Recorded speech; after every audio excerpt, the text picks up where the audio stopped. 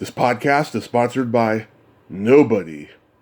Hey dudes, welcome to Splat from the Past, the only 80s themed horror and sci-fi show where things can get totally radical. Now today, we will be taking a trip to the groovy, swinging 60s. We will be celebrating the 55th anniversary of Michelangelo and Antonio classic Blowup.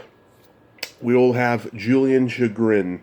Julian, he played the mime who was playing tennis in that classic scene where David Hemmings is at the tennis court. And it's such a wonderful scene that still holds up today. Julian has had a long, great career. You know, he's a comedian and he's a mime and he's a writer. He's done so much great work. He was in the spy movie Double Route. He was a spokesman for R. White's Lemonade. He guest starred on the Avengers. He was in Alice's Adventures in Wonderland. He was on the Dean Martin Presents The Gold Diggers. Yeah, he's had such a long career. We're going to talk about all that stuff today. And he teaches workshops, I guess virtually now because of the pandemic. And we're going to talk about all of that today. And I can't wait. Blowup was on all the time when I was a kid on Encore. I mean, they played that movie ad nauseum. So it's going to be great to talk to him. So yeah, here is my interview with Julian Chagrin. Hello, Julian. Hi, Tommy. Nice to meet you. Nice to meet you, sir. Welcome to the show. This is such a great honor. Thank you for taking the time today. Oh, for goodness sake. It's a pleasure. Yes. So, going back in time, I know that your father was a composer, conductor. Were you ever on that career path, or did you always gravitate towards comedy? Always to comedy. Always. From the age of 6. Yeah. Did you see somebody in particular that made you want to do it? Oh, that's a good question. I never thought of that. I mean, Charlie Chaplin, Buster Keaton were my great heroes. Always have been. Laurel and Hardy, wonderful. Yeah. And also, there was a great diet of British comedians every Sunday that we would religiously listen. Not religiously, but we would listen to the comedians on the Sunday on the radio. So that was my diet, actually. Yeah. My father had a wonderful sense of humor. He loved puns. He sort of composed with syllables. You know, he just composed with everything. So he took syllables and made them into different words. He roared with laughter, had a wonderful laugh. And my mother, of course, she was Irish and had a great sense of humor too. And comedians always say that they do it to make their mothers laugh, and it's true. I would be very aware of her laughter and making her laugh. Yeah, I certainly did that as well. You know, I used to perform for the family after dinner when I was growing up. Oh, yeah? Oh, really? Yeah. So what are you? I did stand-up comedy for 10 years, yeah. Wow. Fantastic. That's a hell of a thing, stand-up comedy. Cold in a room. Oh, yeah. I used to do a one-man show, but it's different than stand-up. It has you sort of cushion. Stand-up is brutal. It is very brutal. Yeah, it takes a lot of practice. Yeah. Are you born and raised in London? Sorry, I didn't catch that. I said, yeah, stand-up is very brutal. It takes a lot of practice. Yeah, sure. And a lot of guts, too. I admire you. Thank you. Well, are you born and raised in London? Yeah, I was born and raised in London. I'm speaking to you now from Israel. I came here in '76. Mm-hmm. And never My looked. wife wanted me to. my ex-wife. Yeah. She's since departed, leaving me here. Oh, I'm sorry about But I that. love her. And it's fine. It's the best thing that ever happened. No problem. And Israel is a wonderful place. I love it. And we live in a beautiful little village in the north, overlooking the sea, the Mediterranean. Well, it's not really the north, it's in the Mediterranean. But it's northish. Yeah. There That's we good. are. My wife, Rolanda, is a comedian. She does a one-woman show as well. Mm-hmm. Oh, that's good. And we're great. We've had a good corona. How was your corona? Um, did you say career? Corona. Oh, coronavirus. Oh, Corona. oh, Corona. in my part of California, they're not seriously enforcing the masks here, but we have probably the lowest cases of deaths here in this part of California. Uh-huh. Uh-huh. Fantastic. Yeah, it's not Yeah, too. we had nothing in the village at all. Oh, that's good. We were very safe. Nothing. Yeah. That's Yeah. good. So after high school, after you finished high school, like where did you go from there? Yeah. I went to, I became the feed for a comedian, a well-known comedian called Vic Oliver. Hmm. I was his feed. I was 18 or something. Very ridiculously young. But anyway, then I worked as a prop boy in a strip show in London. In the strip, if you think that 5 shows a day with naked women is at all sexy, you've got another thing coming, mate. It's the worst, lowest possible thing you can imagine. It's just sweat, basically. I can imagine. Yeah. And then I went to, my father very happily paid for me to go to a pantomime school, mime school in Paris. So I was there for 3 years. And I became a mime. Yeah. Did. And then I did my own act. I did my own act and I was speaking as well. You know, because the French had never seen an Englishman doing mime. They thought it was all poetic until I got there. Hmm. I soon got into this. Got them to their senses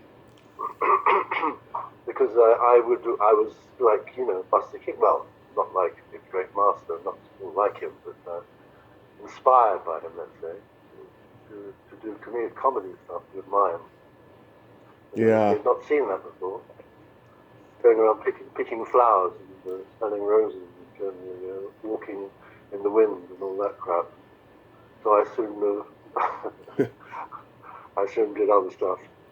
And then I had a one-man show. I got back to England, did a one-man show, and then from the rest of my time, I was just touring my one-man show around the theatres of England, and then I started to do the world, in the States. I was doing the States. In the bicentennial, I was touring in a barge Hmm. around the waterways, all around the waterways in America. The barge was huge, and the top opened up to reveal a 16-piece orchestra playing to the villagers on the banks. And I had my little theatre in the show in the boat. So I had my it's called the Bicentennial Chicken, Yeah. and it was loved. I had a rather wonderful time. I loved America. Loved the Americans. Most of them that I met. Did you ever meet Marcel And then Marceau?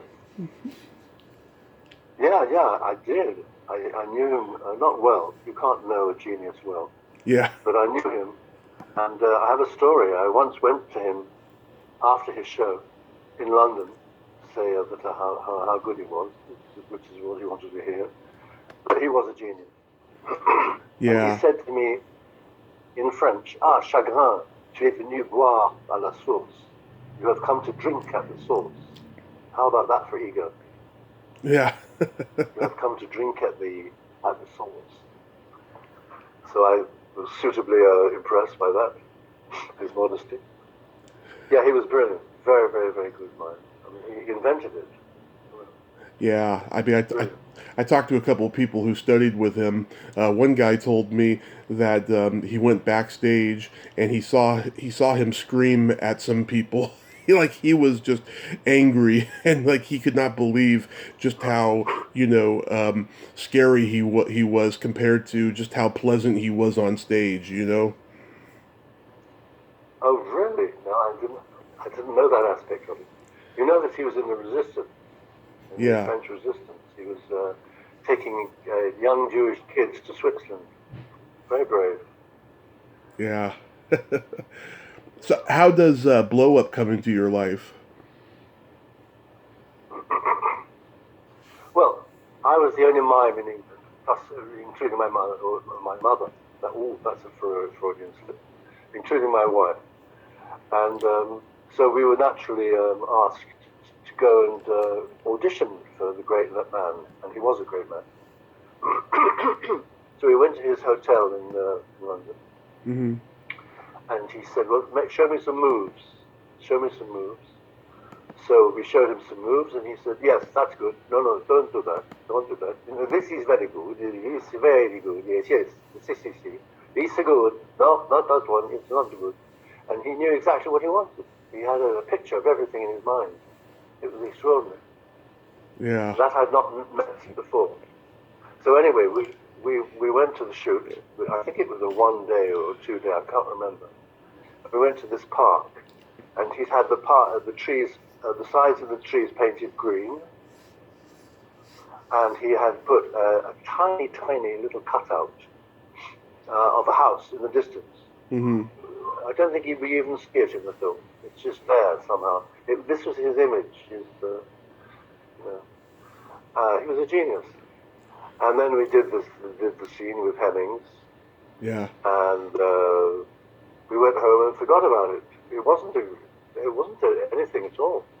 Yeah. Only to have been invited to the premiere a few months later, and suddenly the whole town is talking about it, and it became the hit of the 60s. It was extraordinary. Yeah. We had no idea what we were doing, Yeah. and and I have to admit that from that I got a huge amount of work in commercials, believe it or Right. not. Yeah, we have a cable channel here in the U.S. called Encore, and when it was first launched in 1991, they played Blow Up constantly. It was on all the time for like 3 years, I remember. It's a great movie. Wow, that's extraordinary. That is really an accolade. Yeah. Wow. What was Antonini like as a director? Oh, he's very nice, very Hmm. distant. I mean, he was just going through the paces. There's no personality involved, no friendship, nothing. Just do the job, you know. Yeah, I know that he and Well, most directors are like that. yeah, I know that he and Hemmings they had kind of a turmoil relationship though, but I think he got a great performance out of Hemmings. Hey, you know, I didn't know that. I worked with Hemmings later, actually. I worked with him on a movie called Alfred the Great, Right. where he played Alfred, I think. I can't remember. I played Ivar the Boneless. Mm-hmm. Um, uh, um, anyway, Did and he never mentioned it. No. uh-huh. He So remembered you would you? say it was a total joke. Yeah. Yeah, yeah, sure. Oh, good. So did you just work that one day? Yeah, I think it was 1 or 2 days. Yeah. And we forgot about it. It was extraordinary, you know, this mine earth blowing, earth shaking event, and it was like nothing. It was just a day's work. Yeah, it's a very visual, heavy-handed scene, in in the movie. And Sure. what for you does that scene represent? Oh, that's a heady one, Tommy.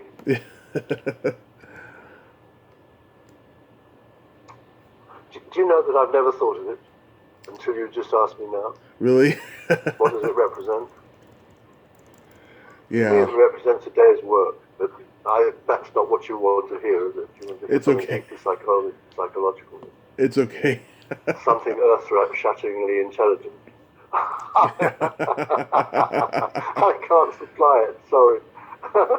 I mean, Oh, dear. the whole What movie was my mind? seems, yeah, the whole movie seems to have a meaning of life metaphor, through its swinging '60s London Paris look.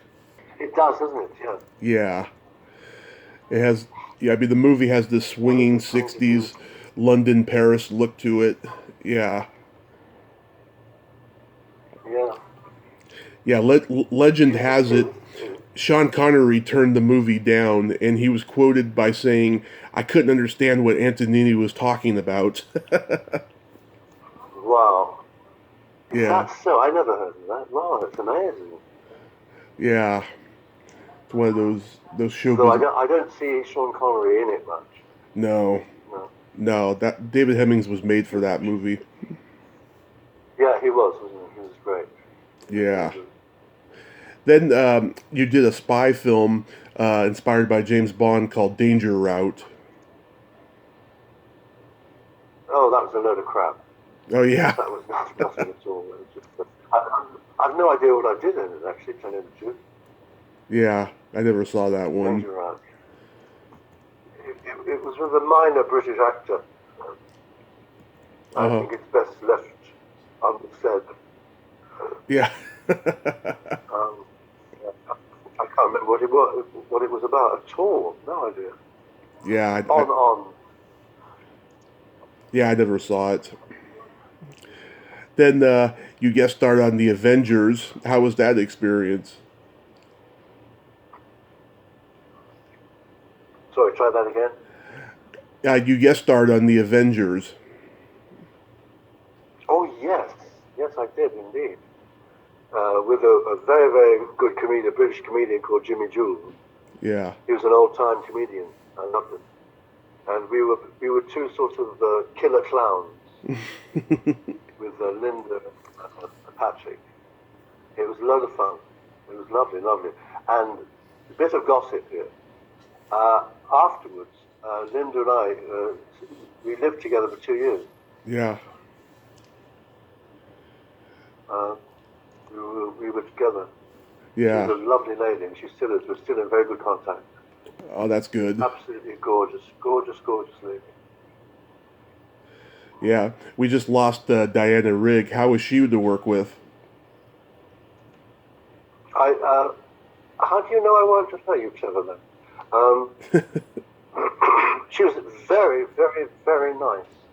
We were doing a fairy tale in Israel, and I think we were doing the Mirror, Mirror on the Wall, who's the fairest in them all.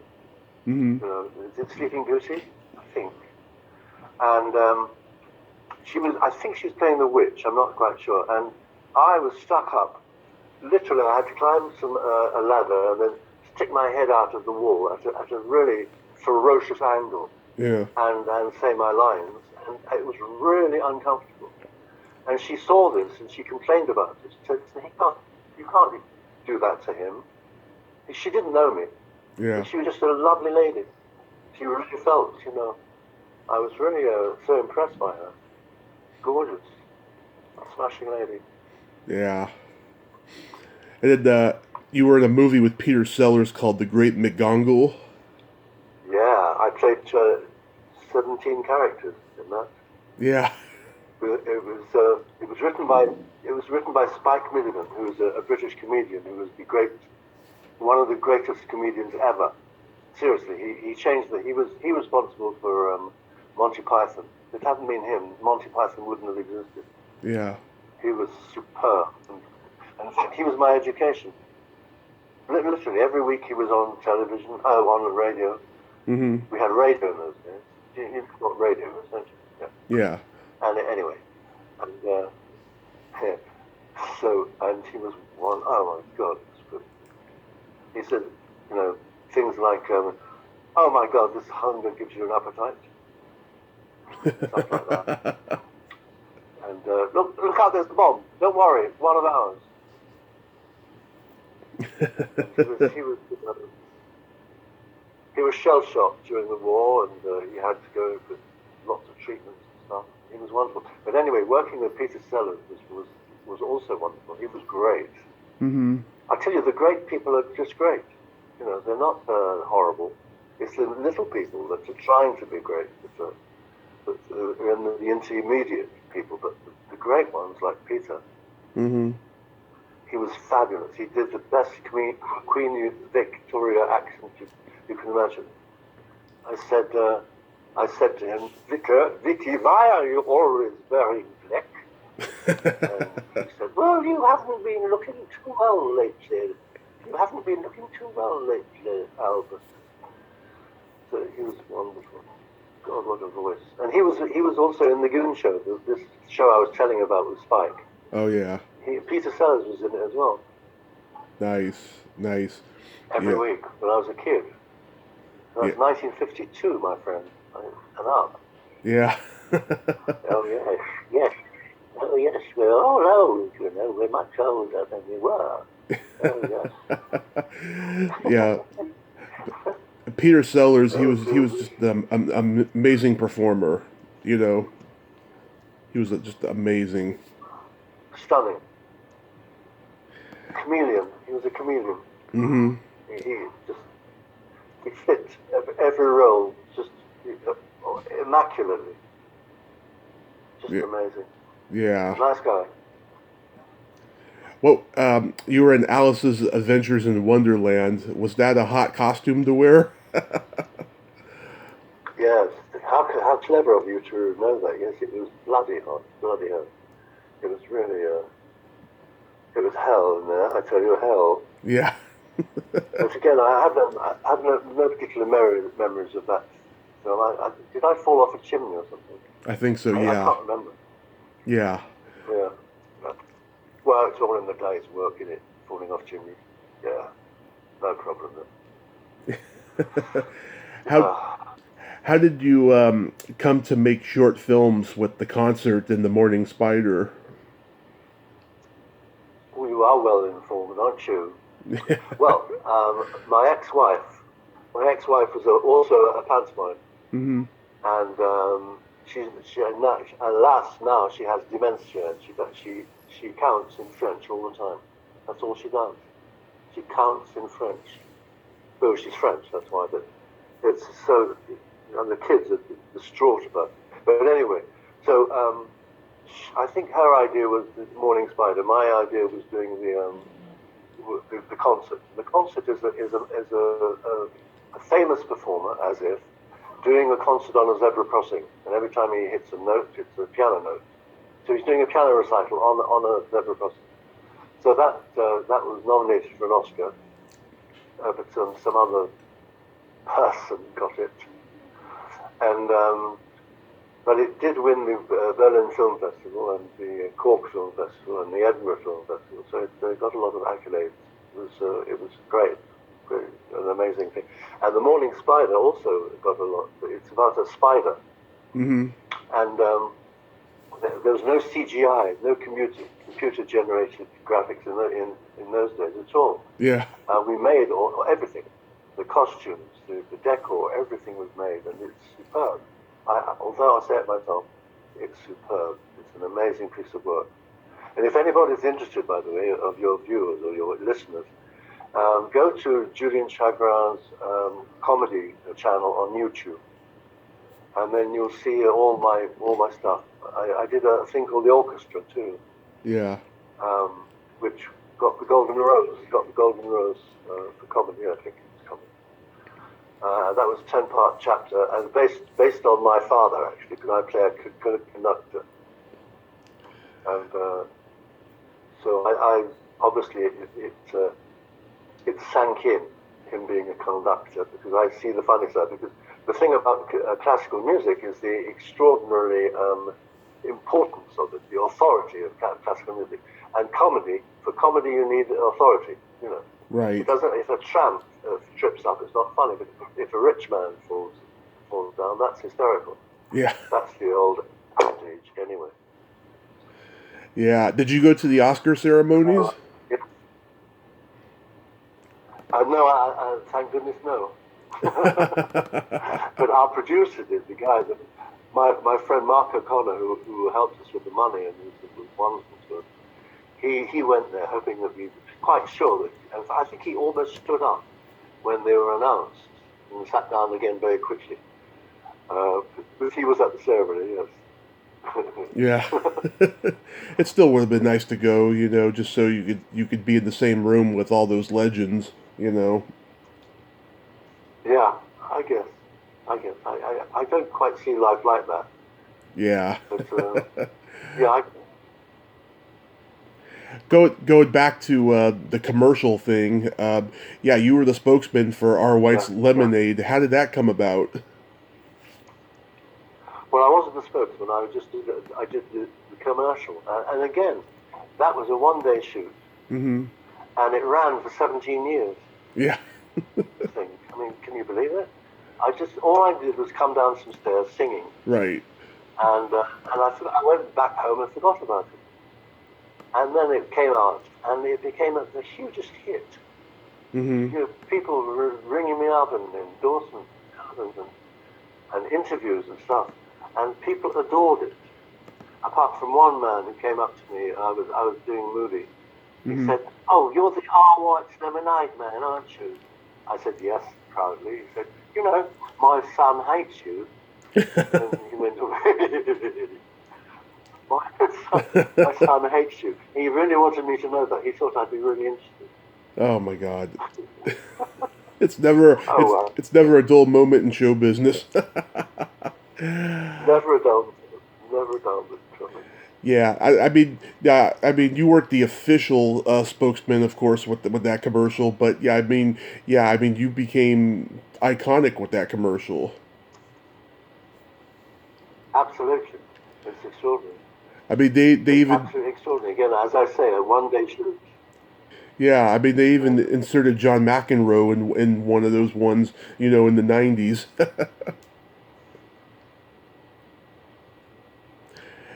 Did you guest star? sorry, matey. Oh, Good. that's okay. Did you Well, did you guest star on Dean Martin's Gold Diggers? yes. Aren't you good? My God. Yeah, Dean Martin is Gold Diggers. Dean Martin presents the Gold Diggers, or he should have prevented them. But Right, he wasn't there, by the way. He didn't come. We shot it in England, right. and I was a comedian, so I did my sketches on it. Every week I do a sketch, and then it was presented in America. It was edited, and as you know, Dean Martin never bothers to do anything. He never even sees the stuff. Right. So he was wonderful. I mean, he had an amazing personality, and he was a great genius.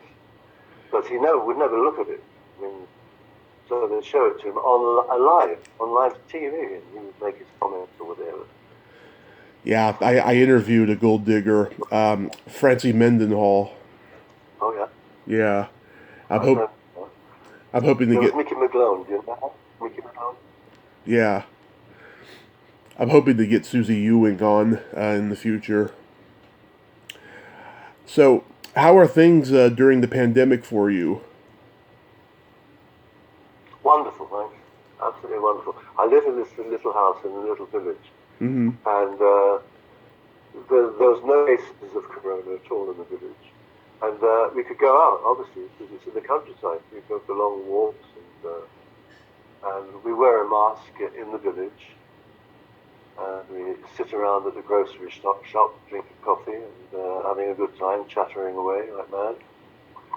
And I was doing a lot of, I was doing a thing called, which I call picture puns, Yeah.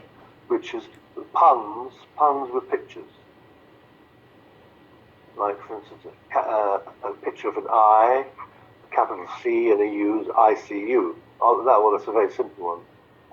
But so that's what I've been doing most of the time, and I did 45 pages of it. And I'm now going to try and find someone to sell it for me. Nice, I think nice. it could make it a really good book. Yes, for intelligent people. It's for intelligent people. But we need to find both of them. Yes, we do. Yes, we do. Find the two. Yeah, I think Yeah. I think you should write a book. You've got some good stories. Oh yeah, well I am. I'm writing a book, autobiography. It's called My Ought To Biography, where I ought to write it. And somebody's actually going to make a documentary about me starting next week. Actually, Oh, yeah. good. And they're going to, yeah. Do you So I'm teach? quite excited about that. That's good. Do you teach workshops? Yeah, yeah. I haven't taught some time because of the corona, but yeah, I give comedy workshops. I love it. Oh, I gave one the other day to some kids. Mm-hmm. That was great. There was one little genius. He's going to be a genius. I'm telling you, the guy is amazing. Do you get a Yeah, satisfaction? so that was fun. Do you get a satisfaction teaching that you don't get performing? Not really. No, my main satisfaction is performing. I Mm-hmm. mean, yeah, it's fun teaching, you know, and no, the getting the laughs, you know. Well, you know that Mm-hmm. there's nothing beats getting the laughs. I presume you did get laughs when you were doing stand up, did you? One Oh, or two. there were some nights when I didn't. Well, Julian, I thank you for coming on today, despite the fact that we had sound issues. I'm really sorry about that. Yeah, Yeah, it happens and sometimes. thank you so much. I enjoyed talking to you. It's been lovely Absolutely. fun. Absolutely. Please stay Thank you very much. safe, and I can't wait when your book and your documentary come out. Thank you, mate. I'll let you know. Awesome. Well, you have yourself a great night over Great, there. great talking to you. Very nice. Well, there you have it. Julian Chagrin. Ain't he a cool dude? Ah, what a nice man, huh? Despite the fact that we had technical sound issues there, I think it was solid.